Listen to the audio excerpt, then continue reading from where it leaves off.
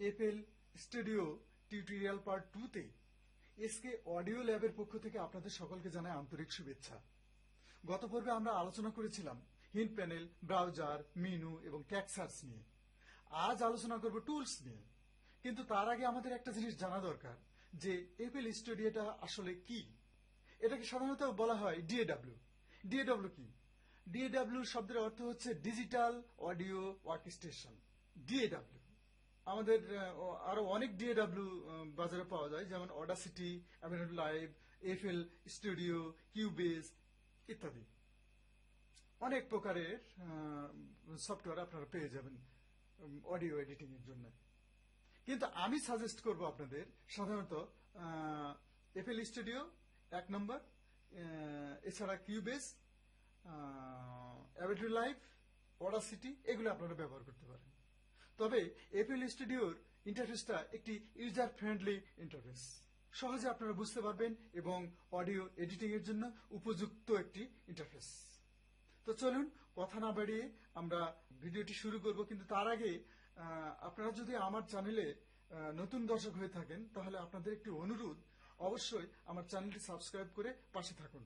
তো চলুন কথা না বাড়িয়ে স্ক্রিনে যাওয়া যাক।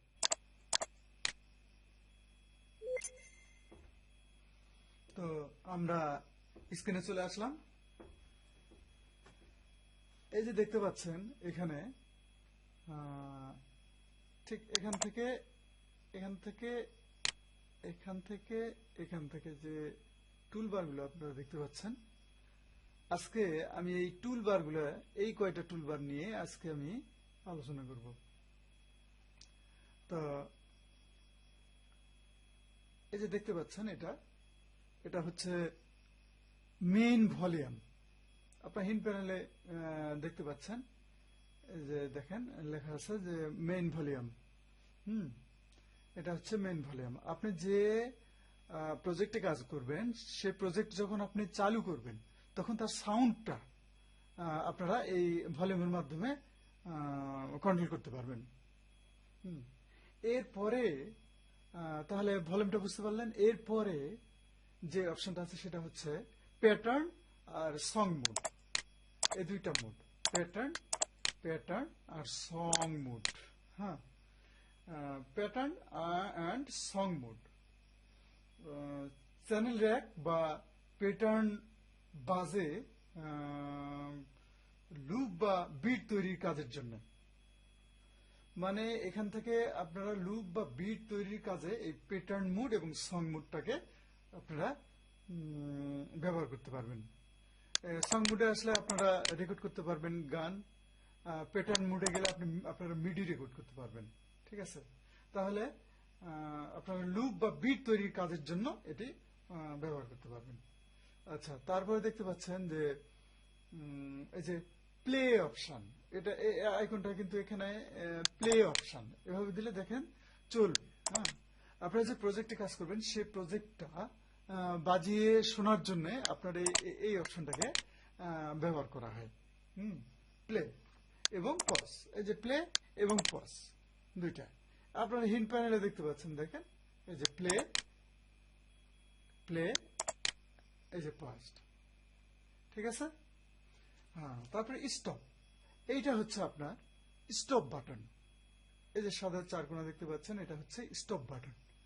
আপনারা যদি গানটাকে বন্ধ করতে চান কিংবা প্রজেক্টটা চালু আছে, মনে করেন এটা চালু আছে, এখানে বন্ধ করতে চান, তাহলে এটা বন্ধ হবে এখানে দিলে। তাহলে আমরা তিনটা অপশন সম্পর্কে জানলাম। এবার আসবো এই লাল আইকনটাতে। এটা হচ্ছে রেকর্ড অপশন। আপনি এখানে যদি চালু করেন, দেখেন রেকর্ড অপশন চলে আসছে। আপনি এখানে যে কোনো একটা চয়েস করতে পারেন, audio into the edition, audio editor, recorder. এটা সিলেক্ট করলে আপনাদের এডিশন ফরম্যাটে চলে আসবে, সেখানে আপনারা রেকর্ড করতে পারবেন। Audio into the playlist as an audio clip, তারপরে নোটস অ্যান্ড অটোমেশন, তারপরে এভরিথিং। সাধারণত এভরিথিংটাই বেশি ব্যবহার করা হয়, আপনারা এভরিথিং ব্যবহার করতে পারেন। শুনি সাম মোর হেল্প, ঠিক আছে, এটা তো হেল্পের জন্য। আচ্ছা, তাহলে আপনারা বুঝতে পারলেন যে রেকর্ড কিভাবে করা হয়। এই সম্পর্কে পরবর্তীতে আমি ডিটেলস রেকর্ড নিয়ে শুধু ভিডিও দেব, এখন বর্তমানে এই পর্যন্ত। তারপরে এখানে দেখতে পাচ্ছেন একটা, এই যে 130 লেখা আছে, এটা সাধারণত ডিফল্ট হিসেবে থাকে। এখানে এটাকে কি বলা হয়? এই যে হিম প্যানেলে লেখা আছে দেখেন, টেম্পো। টেম্পো মানে হচ্ছে গানের গতি নিয়ন্ত্রণ করে এটা, ঠিক আছে? যখন আপনারা প্রজেক্ট করবেন, যখন গান এখানে যখন এডিট করবেন, ঠিক সেই সময় দেখা যাবে গানের দ্রুত গতি, হ্যাঁ, মধ্য গতি কিংবা ধীর গতি। যারা আপনারা সঙ্গীত সম্পর্কে শিক্ষা গ্রহণ করেছেন তারা অনেকে জানেন যে ধীর গতি, মধ্য গতি এবং দ্রুত গতি, এই তিনটা আমরা সাধারণত লয় বলে থাকি। ধীর লয়, মধ্য লয়, ধীর বা বিলম্বিত লয়, মধ্য লয় আর দ্রুত লয়। এই তিনটা লয়ে সাধারণত আমরা সঙ্গীত পরিবেশন করে থাকি। এই কারণে এই অপশনটা এখানে দেওয়া হয়েছে যে সঙ্গীতকে যেন এডিট করা হয় এই টেম্পোর মাধ্যমে। এটাকে সাধারণত মাপা হয় বিপিএম এ। এখন এটা তো গেল টেম্পো। আপনি এটাকে বাড়াতে পারবেন, দেখেন উপরের দিকে টানলে বাড়বে, নিচের দিকে কমবে, ঠিক আছে? এভাবে চেপে ধরে, মাউস চেপে ধরে যদি ড্রাগ করে আপনি উপরের দিকে সরান তাহলে বাড়বে, নিচের দিকে হলে কমবে, দেখতে পাচ্ছেন, ঠিক আছে? তারপর এটাতে গেল, বুঝতে পারলেন। এখন আমরা আসবো মেট্রোনোম। মেট্রোনোম জিনিসটা আসলে কি? এটা হচ্ছে মেট্রোনোম। এটা যদি অন করেন তাহলে টিক টিক টিক টিক এভাবে শব্দ হবে। এই মেট্রোনোমটা আসলে কি কাজে ব্যবহার করা হয়? বাজানোর সময় তাল বা রিদম ঠিক রাখতে এটা সাহায্য করে। এবার আপনারা বুঝতে পারলেন যে তাল ঠিক রাখার জন্য এটা সাহায্য করে। যেমন 8 বিট কিংবা 16 বিট, ঠিক আছে, এরকম, কিংবা 4 বিট কিংবা 6 বিট কিংবা 10 বিট, ঠিক আছে? এই বিটগুলো আসলে তাল অনুযায়ী কিভাবে বাজবে। আমরা সাধারণত সঙ্গীতে কাহারবা, তারপরে বিভিন্ন ধরনের তালের নাম বলে থাকি। এই তালগুলা বিভিন্ন তালের নির্দিষ্ট গতি আছে এবং নির্দিষ্ট গতিতে সে তালটা চলে। যেমন কাহারবা 8 মাত্রার একটা তাল, হ্যাঁ, এটা 8টা মাত্রা। এই 8 মাত্রা মানে 8 বিট ব্যবহার হবে। তাহলে আপনারা বুঝতেই পারছেন বাজানোর সময় তাল বা রিদম ঠিক রাখতে এটা সাহায্য করে। White for input to start playing. তাহলে এই অপশনটা কেন দেওয়া আছে, কি জন্য আমরা এটা দেওয়া আছে, কি জন্য আমরা ব্যবহার করবো এটা? রেকর্ড চাপার পর সঙ্গে সঙ্গে কিন্তু শুরু হয় না, বরং কিবোর্ড অথবা মিডি ইনপুট দিলে তখন থেকেই রেকর্ডিং শুরু হয়। যখন আপনি নির্দিষ্ট সময় থেকে বাজাতে চান, ঠিক সেই নির্দিষ্ট সময় থেকে ব্যস্ত থাকে। এক প্রকার শিডিউল করে আর কি ব্যস্ত থাকে। এই কাজের জন্য সাধারণত এই অপশনটা নিয়ে ভিন্ন ভিডিও দেওয়া যাবে এক সময় পরবর্তীতে। আপাতত এই পর্যন্ত আর কি, এ পর্যন্ত জানলেই হবে। আচ্ছা, তারপর আমরা দেখতে পাচ্ছি একটি 3.2 নামে একটা সময়, কাউন্টডাউন বিফোর রেকর্ডিং। এটা কি কাজে ব্যবহার হয়, এটা কেন আমরা ব্যবহার করি? আচ্ছা, কাউন্টডাউন বিফোর রেকর্ডিং মানে রেকর্ড শুরুর আগে কয়েক সেকেন্ড সময় দেয়।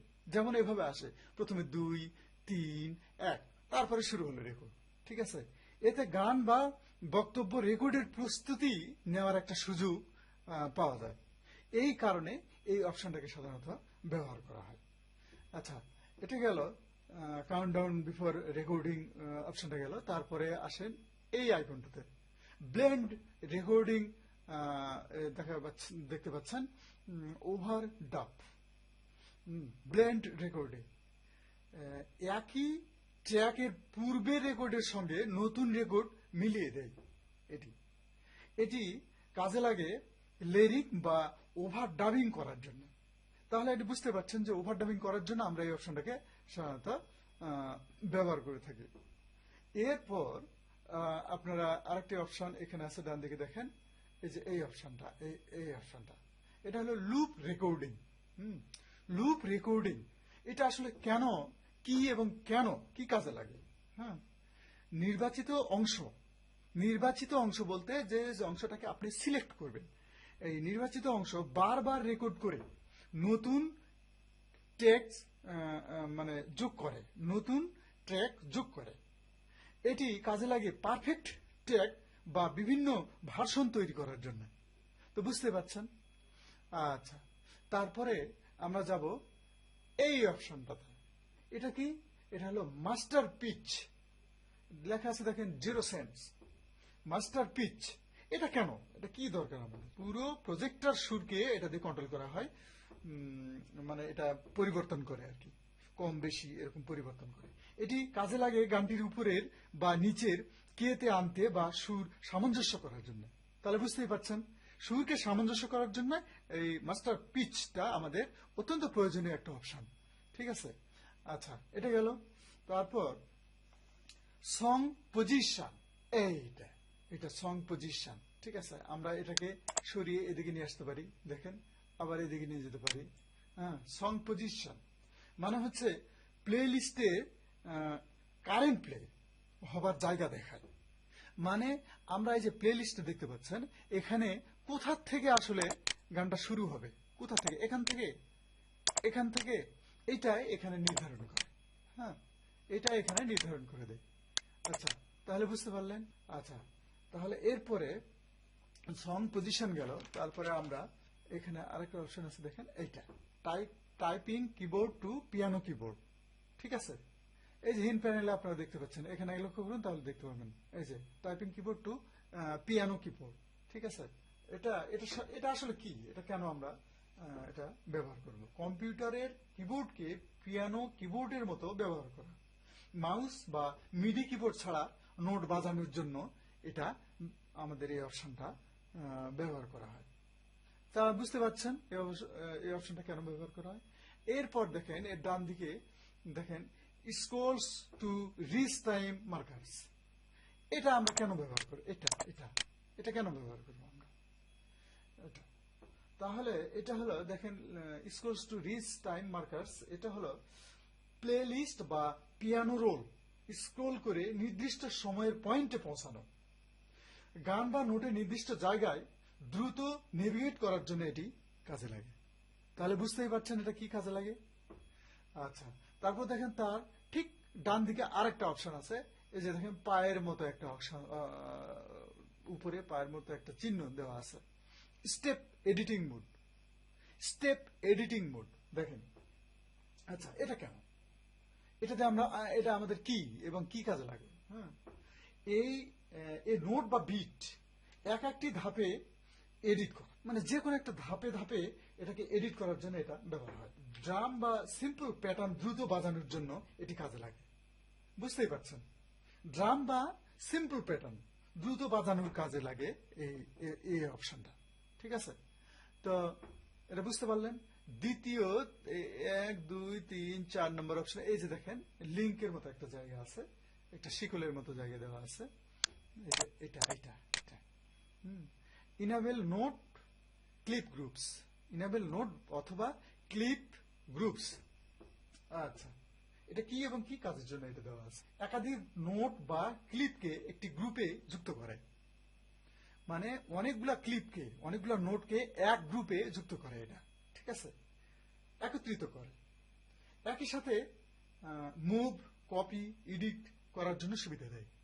মানে এটার দ্বারা মুভ করা, নড়াচড়া করানো যায় উপাদানগুলো, এবং কপি করা যায়, এডিট করা যায় সেগুলো, হ্যাঁ একই সঙ্গে। এই জন্য এই অপশনটা। তার পরের অপশনটা দেখতে পাচ্ছেন, তার পরের অপশনটা এটা হলো মাল্টিলিঙ্ক টু কন্ট্রোলার্স। এই যে এখানে ইনেবল দেখেন, এই যে দেখেন মাল্টিলিঙ্ক টু কন্ট্রোলার্স। ঠিক আছে, এটা আমরা কি জন্য ব্যবহার করব? একাধিক কন্ট্রোলার বা নোটকে একটি ফাংশনের সাথে লিঙ্ক করা। তো বুঝতেই পারছেন, সহজে একসাথে ভলিউম, প্যান বা অন্য প্যারামিটার নিয়ন্ত্রণ করার জন্য এই অপশনটাকে ব্যবহার করা হয়।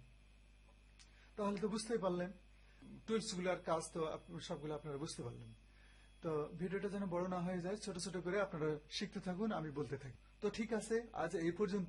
ভিডিওটি যদি আপনার ভালো লেগে তাহলে ভিডিওটি লাইক করুন, শেয়ার করুন, কমেন্ট করুন।